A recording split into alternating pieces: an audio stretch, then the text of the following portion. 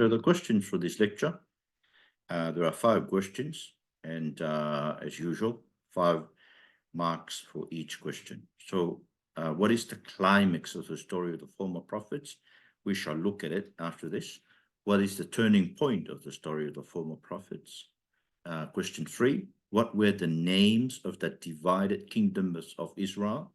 So Israel got divided into 2 kingdoms. What were the names of the kingdoms and their capital city? If you can, I'll just put it down there before I forgot, and their capital cities. Because, it's important that their capital cities are mentioned in the book of the latter prophets, as we shall see starting from next week. Question number 4, what is the end of the story of the former prophets?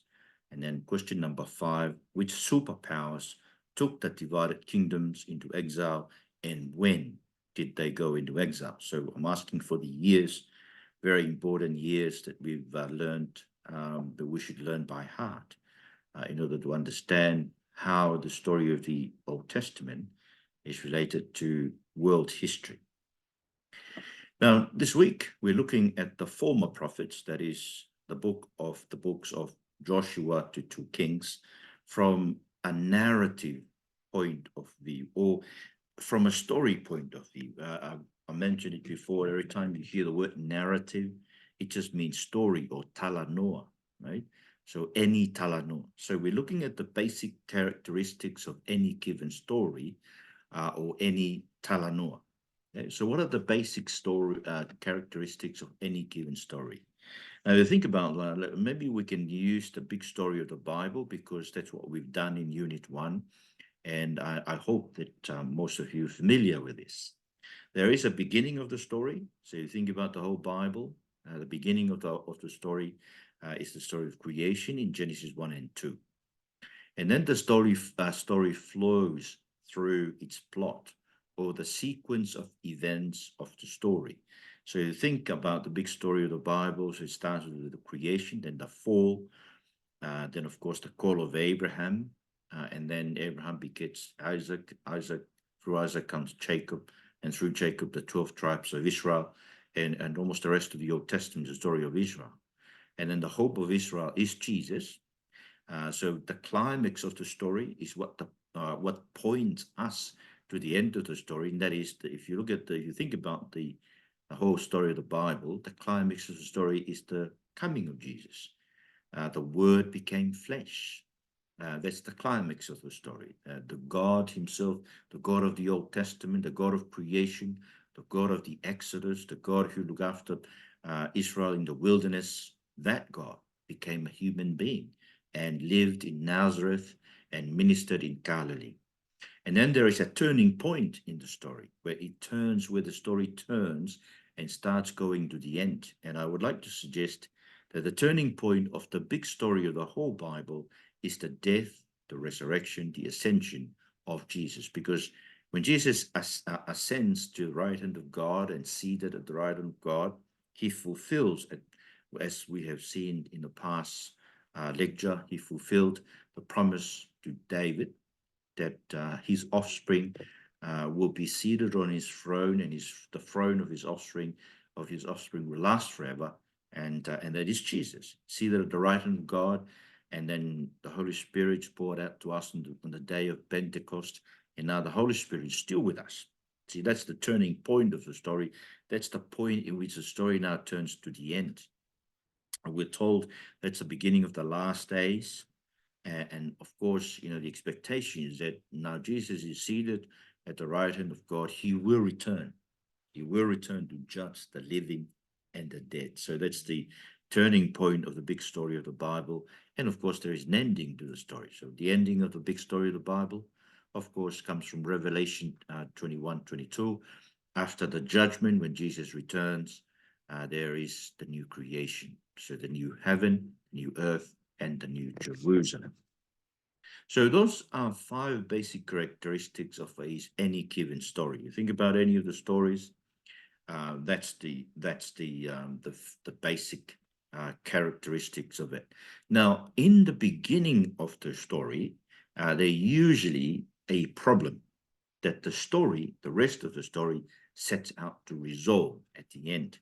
And the resolution of that problem determines the climax and the turning point of the story. So, for example, you think about this big story of the Bible, the problem that is set out at the beginning to be resolved at the end is the problem of sin and the fall in Genesis 3. So that's a huge problem because that hinders God's purpose for human being and for his kingdom. And so therefore he banished human beings from Eden. And so therefore we will die. See, sin brings death. And so that's why I say that the climax of the story is when Jesus comes, the word became flesh, and Jesus said, I am the resurrection and the life. See, that's the whole overturning of what had happened since Genesis 3. That Jesus is the one who overturns death, because he is the resurrection. And he says, he who lives and believes in me will, even though he dies, will live. See? So there is a sense in which death there through Jesus is conquered. That is, from Adam, all of us die. In Jesus, we will be made alive. So anyway, so there's a problem usually at the beginning. So now let's apply that to the basic characteristics of the story of the former prophets from Joshua, the story of Joshua from Joshua to 2 Kings. And let me just remind you to remember that Ruth is not part of the story of 2 Kings, of the former prophets. Now, so the beginning of the story of the former prophets is them entering the promised land, right? So, as I said, the beginning of any story speaks of who, where, when, what, and why of the story. It usually states a problem that the story sets out to resolve. So the people who entered the land, we found that in Joshua chapter 5, verses 4 to 7, which reads, and this is the reason why Joshua circumcised them, all the males of the people who came out of Egypt, all the men of war had died in the wilderness on the way after they had come out of Egypt. Although all the people who came out had been circumcised, yet all the people who were born on the way in the wilderness after they had come out of Egypt had not been circumcised. The people of Israel walked 40 years in the wilderness until all the nation, the men of war who came out of Egypt, perished because they did not obey the voice of the Lord. The Lord swore to them that he would not let them see the land that the Lord had sworn to their fathers to give to us, a land flowing with milk and honey. So it was their children whom he raised up in their place that Joshua circumcised, for they were uncircumcised because they had not been circumcised on the way. This is the word of the Lord.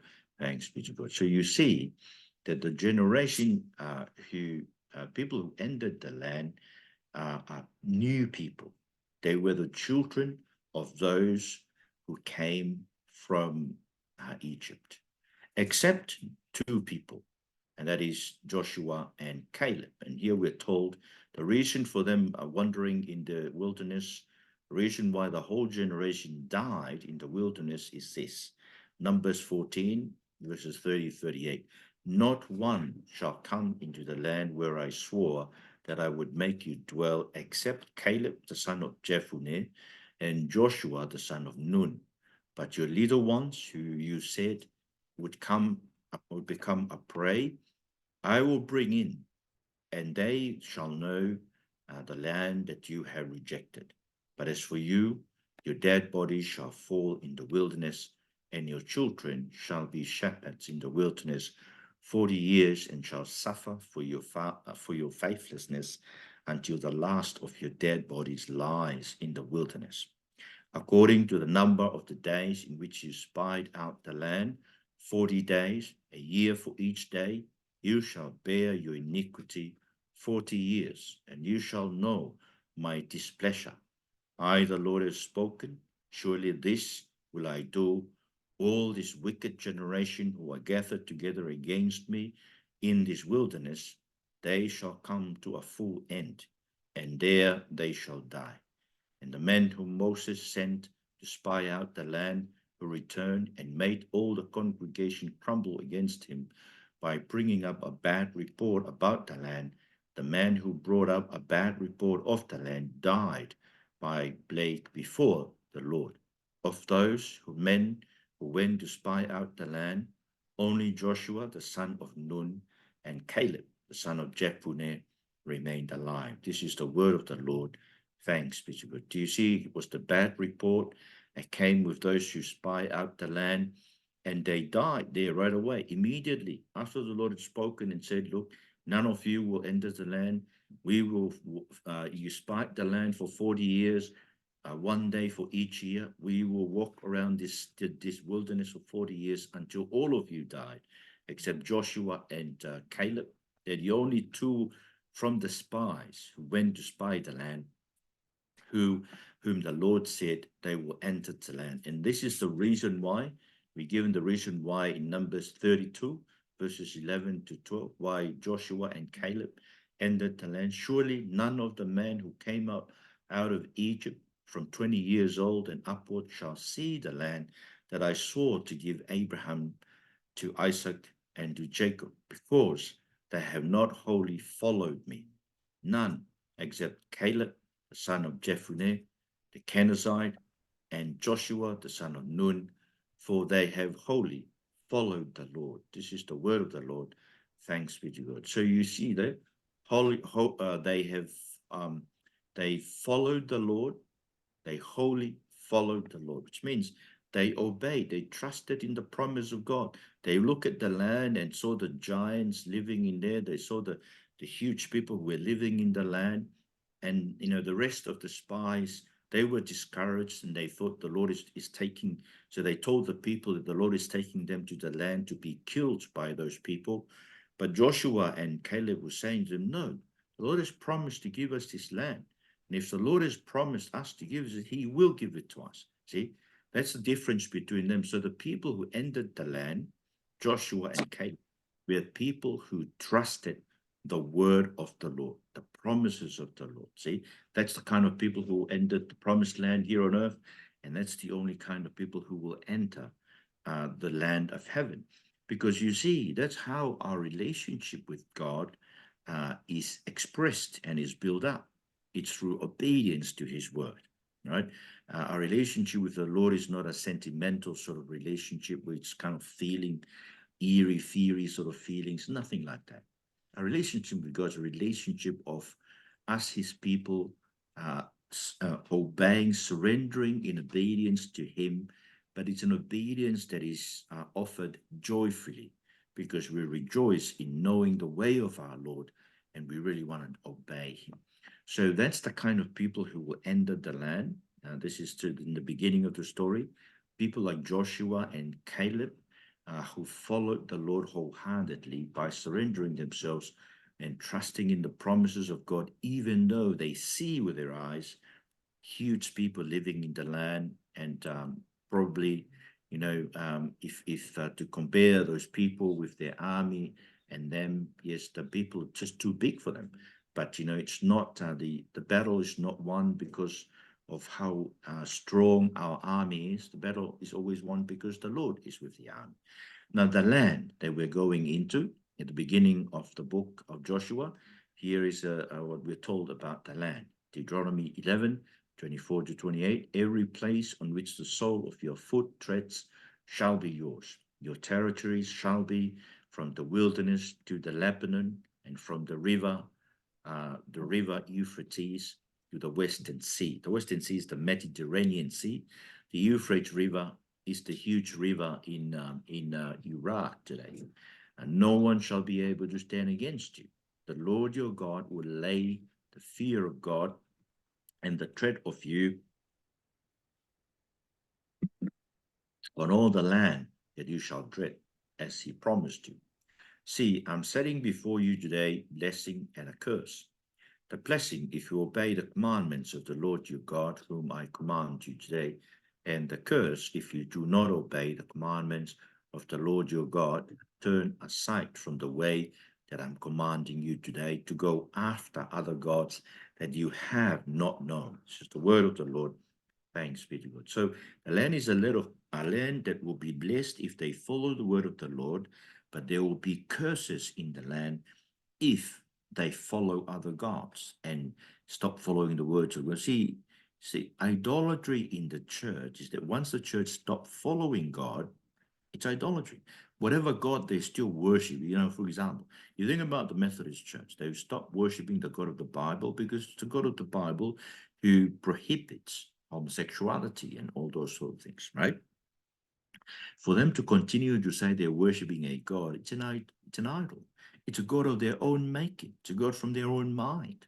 Okay, so this is why we must follow the word of God, because if we don't follow the word of God, we can if we choose what we want to believe from the word of God, see, we've already created a God in our own likeness, because that's the God that we want to believe, not the God who is in the Bible, who challenges us to believe him. Okay, so that's the land that we're entering. But also, how should they live in the land? Deuteronomy 6:20-25. When your son asks you in time to come, what is the meaning of the testimonies and the statutes and the rules that the Lord our God has commanded you, then you shall say to your son, we were Pharaoh's slaves in Egypt, and the Lord brought us out of Egypt with a mighty hand. And the Lord showed signs and wonders great and grievous amongst Egypt and against Pharaoh and all his household before our eyes. And he brought us out from there that he might bring us in and give us the land that he swore to give to our fathers. And the Lord commanded us to do all these statutes, to fear the Lord our God for our good always, that he might preserve us alive as we are this day. And it will be righteousness for us if we are careful to do all these commandments before the Lord our God, as he has commanded us. This is the word of the Lord. Thanks be to God. So how to live in the land is to abide by the law. See, I keep on telling you that this land is almost like Eden, because Adam and Eve were expected to obey the word of God. You shall not eat from this the tree of the knowledge of good and evil. That was the word of the Lord that was given to Adam and Eve. Here, the word is given to them is the word of Mount Sinai, the word of the covenant, the word of the Ten Commandments, and the word of the law that Moses, the servant of the Lord, recorded for them, written on the book of the law, and was meant to be read and taught to them by the Levites. And the teachers of Israel were not the prophets; teachers were the Levites, the teachers of the written word. So how do they live? How should they live in the land? They should live by abiding in the word of God. Now, what is the problem? The problem of the story of the former prophet is this. Joshua said to them, to the people, you are not able to serve the Lord, for he is a holy God. He is a jealous God. He will not forgive your transgressions or your sins. If you forsake the Lord and serve foreign gods, and he will turn and do you harm and consume you after having done you good. See, they will turn from the Lord, and the Lord will turn from them and consume them. So that's the problem at the beginning. And this is the problem that the book of the former prophets set out to resolve it here. So what will happen to Israel, because they are sinning in the land? The land they were meant to enter and keep the word of the Lord and live by surrendering to God joyfully and enjoying, abiding by his word. They are now going to disobey. This is Joshua predicting the future. I think we read before that Moses also predicted the same thing for them. So that's the beginning of the story of the former prophets, right? You see that there is a people who follow the Lord and his word, like Joshua and Caleb. They're the only people who entered the land out of the whole generation, about 6,000 men who came out of Egypt. All of them died in the wilderness, those 6,000 men, except two men, Joshua and Caleb, because they followed the Lord wholeheartedly by keeping his word. And the land was a good land, but the land will be blessed if they keep the word. The land will be cursed if they don't keep the word. See, this is the blessing of the land, and the curse of the land is meant to depend on how they relate to the word of God, whether they surrender to the word of God, or whether they reject the word of God. Now, then the story flows through the plot, right? The plot is the sequence of events of the story. Now, these are the important events of or the plot of the story of the former prophets. So there's the entrance of the land that we've seen. Eventually, in the land, God gave them rest. And the Lord gave them rest on every side, just as he had sworn to their fathers. Not one of all their enemies had withstood them, for the Lord had given all their enemies into their hands. See, the Lord gave them rest, destroyed all their enemies, gave them the land, conquered the land, and gave the land to them as he promised to their forefathers. And here's Joshua in chapter 23. He's just about to die, and he said, a long time afterwards, when the Lord had given rest to Israel from their surrounding enemies, and Joshua was old and well advanced in years. See, the Lord gave them rest when they entered the promised land, because you see, this is the promised rest that they're entering. And remember, it was meant to point us to heaven, which is the great Sabbath rest that Hebrews chapter 4 is telling us as Christians. We are entering that rest in heaven. Now, and then, of course, in the land, there was a cycle of sin to which God provided the prophet, the judges, as the savior warriors of Israel to rescue Israel from their own sins. See, Judges 2:18 to 23. Whenever the Lord raised up judges for them, that is for Israel, the Lord was with the judge, and he saved them from the hand of their enemies all the days of the judge. For the Lord was moved to pity by their groaning because of those who afflicted and oppressed them. But whenever the judge died, they turned back and were more corrupt than their fathers, going after other gods, serving them and bowing down to them. They did not drop any of their practices or their stubborn ways. So the anger of the Lord was kindled again against Israel, and he said, because this people have transgressed my covenant that I commanded their fathers and have not obeyed my voice, I will no longer drive out before them any of the nations that Joshua left when he died, in order to test Israel by them, whether they would take care to walk in the way of the Lord as their fathers did or not. So the Lord left those nations, not driving out quickly, as he did not give them into the hand of Joshua. This is the word of the Lord. Thanks be to God. So you see, what happened was, when they entered the land, they sinned, and then the Lord gave them to their enemies. They cried out to the Lord from their enemies. The Lord sent them a savior warrior, a judge to save them, to rescue them, like Samson, Gideon, Japhet. They were sent to save them. And once they're saved, they went back to sinning. God gave them over to their enemies. They cried out to God. God gave them a judge. So this is the cycle of sin as they live in the land. And God kept on sending them judges to rescue them from that. Now, eventually, the last of the judges is the prophet Samuel. So it comes to two books of Samuel. That's about him.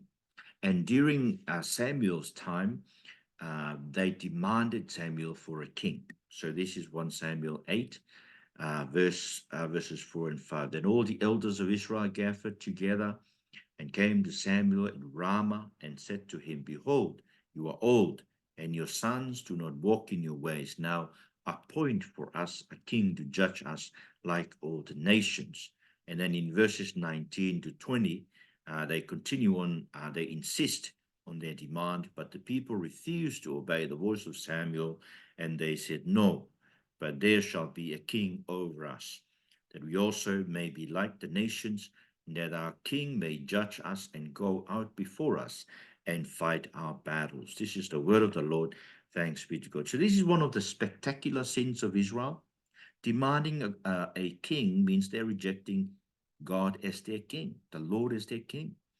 But the Lord allows that sin. You see, he determines that they would sin against him. He himself controls that, right? He plans for them to sin against him by asking for a king. And yet God is not sinning. when he plans for his people to sin against him. See, he can plan for us to sin, but he's not sinning in doing that. He did the same when we killed Jesus. He planned for us to kill Jesus, right? That's the greatest sin that humanity had ever, has ever inflicted or ever done, right? We committed that sin. It was a plan of God, but God does not sin as he did that. So we've got to keep those paradox in mind. Paradox is two conflicting ideas together. Yeah, God is like that. God is a just God. God is a good God, and he plans for us to sin. But in doing all those things, he's planning to save us. The same here. He plans for them to ask to sin by asking for a king. But you see, through that king comes the golden age of Israel, the kingdom under David and Solomon. So here we read in 1 Kings chapter 4, 2021, Judah and Israel were as many as the sand by the sea. Remember, that was the promise to Abraham that your descendants will be as many as the sands of the seashore and the dust of the earth and the stars of the sky. So it's almost like the writer of 1 Kings is saying to us, the prophet who wrote 1 Kings saying to us, it was fulfilled in the time of Solomon that they were like the sand of the sea. They ate and drank and were happy. Solomon ruled over all kingdoms from the Euphrates to the land of the Philistines and to the border of Egypt. So, in other words, there was a big kingdom here ruled by Solomon, right? From where Iraq is today and Syria and others land, all the way down to Sinai and down to the borders of Egypt, right? So the Philistines lived in where Gaza is today. That land belongs to Israel as well, right? Even though we need to encourage Israel to take up the West Bank as well as Gaza, because that's land given to them by God, right? In His promise to Abraham. But they're almost like they're refusing to take those lands in because of the pressure from the international madness, that is pressuring them not to do that. But they should take those lands up. But you see, a huge land, and they brought tribute and served Solomon all the days of his life. So there was a huge kingdom under Solomon, and people from all over the world were paying tribute to him. In other words, they were paying taxes to Solomon in Israel. And then you go down to verses 24 to 25, and then it says, "For he had dominion over all region west of the Euphrates, from Tifsha to Gaza." See, this is what I said before, over all the kings west of the Euphrates, and he had peace on all sides around him. And Judah and Israel lived in safety from Dan even to Beersheba. Dan is like the northernmost town of Israel. Beersheba is the southernmost town of Israel. So that's the border of Israel. Every man under his vine and under his fig tree all the days of Solomon. See, so there was a huge kingdom and it was ruled by Solomon. That was the golden age of Solomon and King David.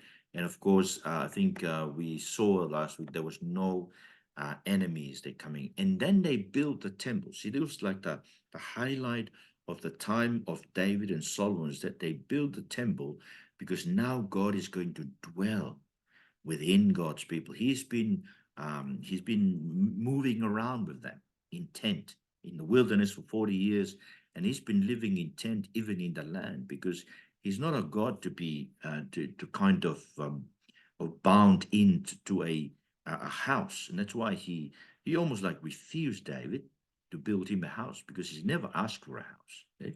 Because he's a God who moves around with his people. His presence is always within amongst his people. And that's where we experience God's presence today.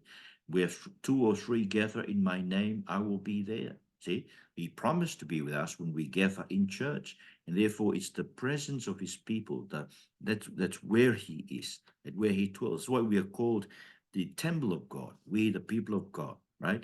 Corporately, we are the people of God. We are the temple of God, but also individually, we are the temple of God. So they built the temple, and we're told in 1 Kings 7:51 that King Solomon finished all the work and did on the house of the Lord was finished.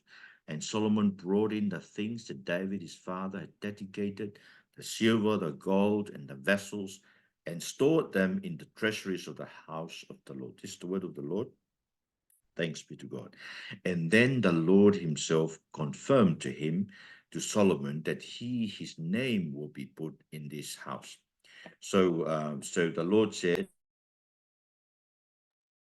there in 1 Kings 9, right, verse 3 to 9.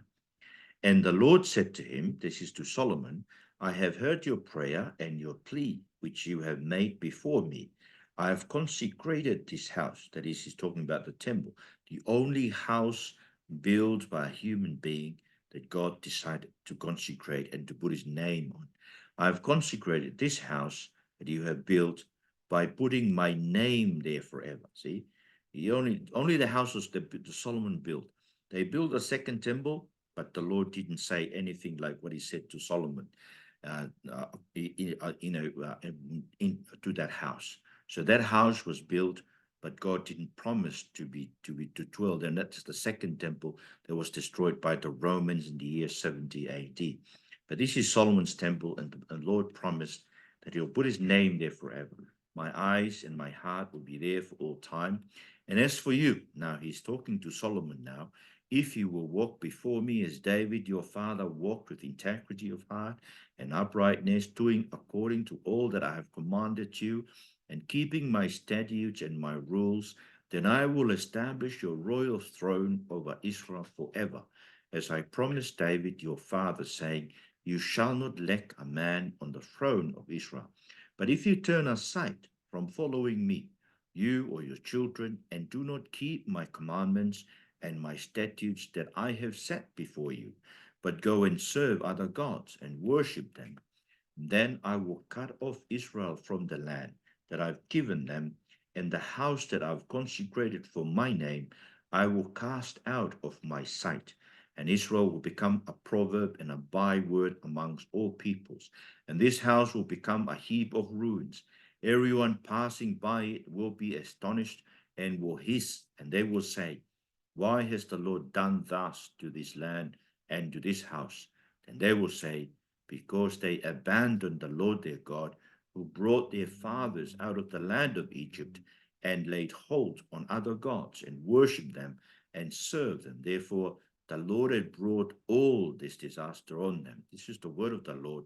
Thanks be to God. So you see here that even though they built the temple, the Lord is still saying to them, look, if you do not follow my word, do not abide by my word, this house will become a heap of ruins, and you become a byword, a proverb. People will say, what happened to this great nation and this great house of God? It was because the people of that God, people of Yahweh, people of the Lord had turned away from him. Now, this then is the answers to your question. What is the climax of the story? And the climax is what points us to the end. Now, the climax of the story of the former prophets is David living on Mount Zion, ruling on a kingdom that God has promised will last forever. Right? So let me read from you 2 Samuel 1 and 2. When the king lived in his house, and the Lord had given him rest from all his surrounding enemies, the king said to Nathan the prophet, so and then he goes on, see now I dwell in a house of cedar, but the ark of the Lord dwells in a tent. Now he's thinking now of building that house. But of course, the Lord said through Nathan, it's not you, David, because you're a man of blood. You've been a warrior, and so you can't build me a house, but your offspring. He didn't say his son, he said his offspring. So he said in verse 12, when your days are fulfilled and you lie down with your fathers, I will raise up your offspring after you, who shall come from your body, and I will establish his kingdom. He shall build a house for my name, and I will establish the throne of his kingdom forever. And you see that the only people who built temples in Israel, in the history of Israel, are David's descendants. So this. So the first temple was built by Solomon, son of David. The second temple, when they returned from the exile, was built by a man called Zerubbabel. Now, Zerubbabel is the grandson of the last king, Jeconiah. Jeconiah was the last king of Israel who died in Babylon, okay, out of the descendants of David. So Zerubbabel returns from the exile, and he was the builder of the second temple. And of course, the third temple is the one that we belong to. That was the Jesus destroyed his body and rebuilt it after 3 days. And we are part of that third temple that will last forever. The temple, that temple people. We are the temple of God. It's not a house made by hands anymore. It's a house that was not made by hands, but gathered together by God, built upon the rock, that rock that was rejected by the builders, but now is becoming the chief cornerstone, and that is Christ. So that's the climax. The climax of the story of the former prophets. See, this is a point where we can see the end. Okay. Now, the end is, of course, David's kingdom will last forever. So whatever comes at the end of the former prophets, we will see later at the conclusion, will not be the end of the whole of this story. Okay, the end of the story, of course, is being projected through David in Zion. Every time you see Zion being mentioned in the Psalms, in the Bible, in the prophets, it really means where David and the Lord lives together, when the king of Israel lived together with the Lord, because Solomon built the temple on Mount Moriah, where Abraham sacrificed Isaac, and that was not Zion. Okay, so that's just a piece of information, historical information for you to understand, hold on to. So that's the climax. Remember that for your answer. What is the turning point? So this is the second question. The turning point of the story is this, that the kingdom is divided under King Solomon. So when Solomon turned away from the Lord, therefore the Lord said to Solomon, since this has been your practice, and you've not kept my covenant and my statutes that I've commanded you, I will surely tear the kingdom from you and will give it to your servant. Yet for the sake of David your father, I will not do it in your days, but I will tear it out of the hand of your son. However, I will not tear away all the kingdom, but I will give one tribe to your son for the sake of David my servant, and for the sake of Jerusalem that I have chosen. This is the word of the Lord. Thanks be to God. So you see, the Lord is, because of Solomon turning away from God and following other gods, God promised, I will divide the kingdom. I will take 10 tribes away from you and just leave you with one tribe. And that's the tribe of Judah. That's where the tribe of David. Okay. And so the northern kingdom of the 10 tribes, so that's the 10 tribes, becomes the northern kingdom, the kingdom of Israel. So this is the question, the answer to your question. So what were the names of the two kingdoms? The northern kingdom was called the kingdom of the 10 tribe of Israel, the kingdom of Israel. Okay. So this is 1 Kings 11, 29 to 23. And at the time when Jeroboam, so Jeroboam was the guy who led that kingdom. He was the first king of the northern kingdom of Israel. So when Jeroboam went out of Jerusalem, the prophet Ahijah, the Shilonite, found him on the road. Now Ahijah had dressed himself in a new garment, and the two of them were alone in the open country.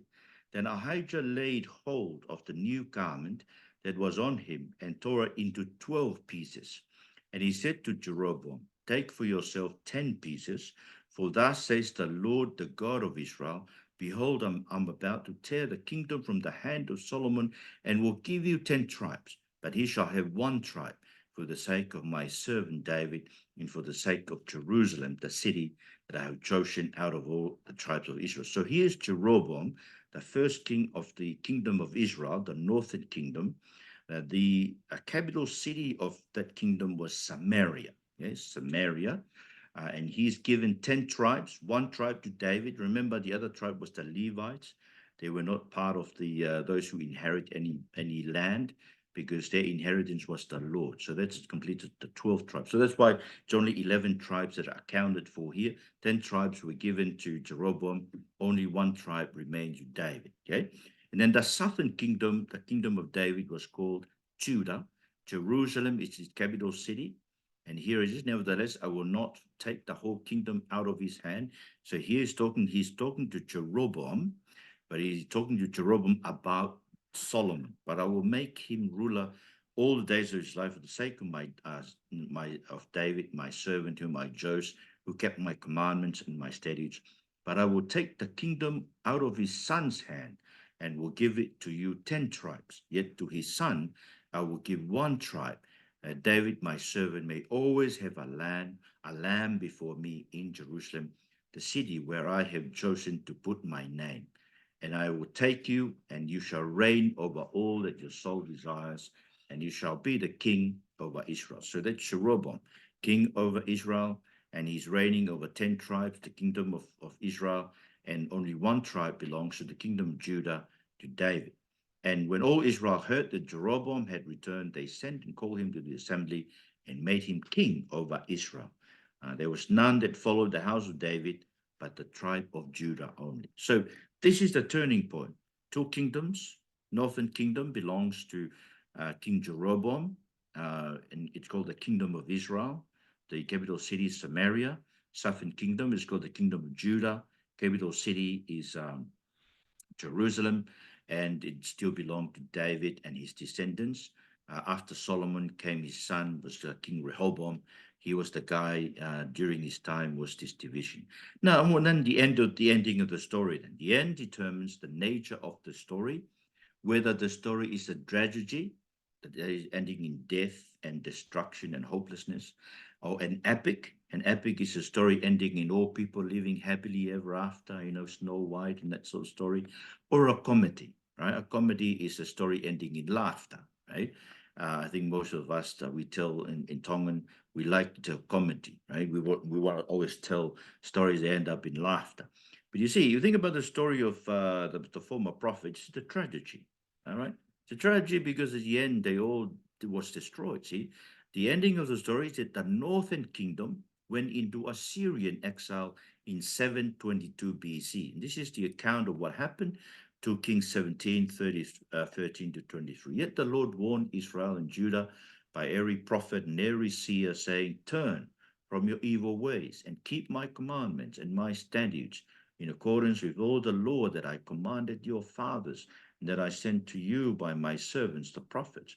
But they would not listen, but they were stubborn, as their fathers had been, who did not believe in the Lord their God, that despised his statutes and his covenant that he made with their fathers, and the warnings that he gave them. They went after false idols and became false, and they followed the nations that were around them, concerning whom the Lord had commanded them, they should not do like them. They abandoned all the commandments of the Lord their God and made for themselves metal images of two calves, and they made an Asherah and worshipped all the host of heaven and served Baal. And they burned their sons and their daughters as offerings and used divination and omens and sold themselves to do evil in the sight of the Lord, provoking him to anger.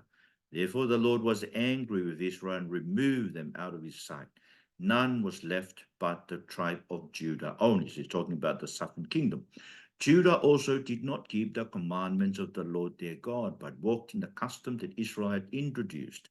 And the Lord rejected all the descendants of Israel and afflicted them and gave them into the hand of plunderers until he had cast them out of his sight.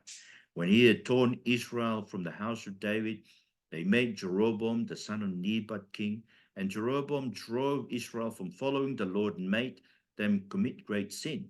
The people of Israel walked in all the sins that Jeroboam did. They did not depart from them until the Lord removed Israel out of his sight, as he had spoken by all the servants of prophet. So Israel was exiled from their own land to Assyria until this day. This is the word of the Lord. Thanks be to God. So you see, because of their unbelief, because they rejected the word of God, and therefore it was idolatry. Right? Once you rejected the word of God, so this is a warning for us today. See, I think the real test of Christians today is that they follow the word of God, everything, right? We try not to choose what we want to believe. I think people, the idolatry in the church today is that they really want to choose what they want to believe. That is, they choose not to believe that homosexuality is prohibited. They choose not to believe that the women can preach in church, and that so well they choose not to believe that women are not meant to preach and to be made ministers in the church. So therefore that was the end of the Assyrian, the northern kingdom, the kingdom of Israel, they went into Assyrian exile in 722 BC and never returned. Until today, they never returned. What about the kingdom of Israel? Well, they went into exile, the kingdom of Judah went into exile to Babylon in 586 BC. In the 5th month, on the 7th day of the month, that was the 19th year of King Nebuchadnezzar, king of Babylon, Nebuzaradan, captain of the bodyguard, a servant of the king of Babylon, came to Jerusalem, and he burned the house of the Lord. Remember what the Lord said to Solomon, if you follow my ways, right? If you don't follow my ways, this house will become a heap of ruins. This is it.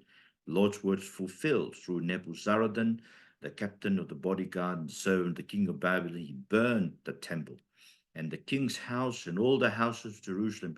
Every great house he burned down, and all the army of the Chaldeans who were with the captain of the guard broke down the walls around Jerusalem, and the rest of the people who were left in the city and the deserters who had deserted to the king of Babylon, together with the rest of the multitude, Nebuzaradan, the captain of the guard, carried into exile. See, he carried them into exile. And then you go down to verses 18 to 21, and the captain of the guard took Sorry,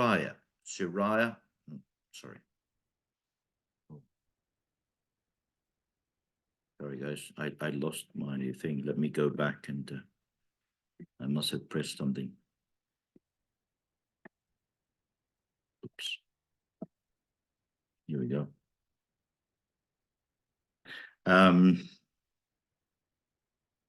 So in the 5th month, yes, indeed, verses 18 to 21. So, and the captain of the guard took Suriah, the chief priest, and Zephaniah, the second priest, and the 3 keepers of the threshold from the city. He took an officer who had been in command of the men of war and 5 men of the king's council who were found in the city, and the secretary of the commander of the army. So that's the say the secretary of defense.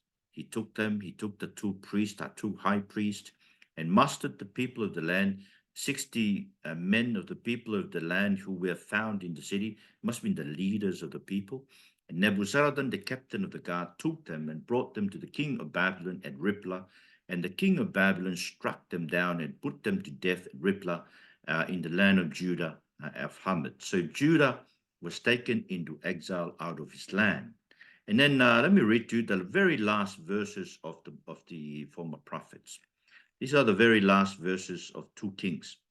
And it says, and in the 37th year of exile of Jehoiachin, king of Judah, in the 20th month, on the 27th month of the month, 27th day of the month, evil Merodach, king of Babylon, in the year that he began to reign, graciously freed Jehoiachin, king of Judah, from prison. And he spoke kindly to him and gave him a seat above the seats of the kings who were with him in Babylon. So Jehoiachin put off his prison garments, and every day of his life he dined regularly at the king's table, and for his allowance, a regular allowance was given him by the king according to his daily needs as long as he lived. This is the word of the Lord. Thanks be to God. And that's the end of the book of 2 Kings, and that's the end of the former prophets. Do you see, it all ends up with them in exile, but there's a kind of a hope, a ray of hope with the king the king, imprisoned king, is now allowed to eat with and on the table the king of Babylon. And as I said, Jehoiachin, his grandson, Jehoiachin's grandson, I said Jeconiah. I think there's another name used of him in another book. But Jehoiachin, his grandson, is the one Zerubbabel who built the second temple. Father, thank you so much for enabling us to learn these things. I pray now that as we look together as the answers to the questions, help us to be able to answer those in Jesus' name. Amen.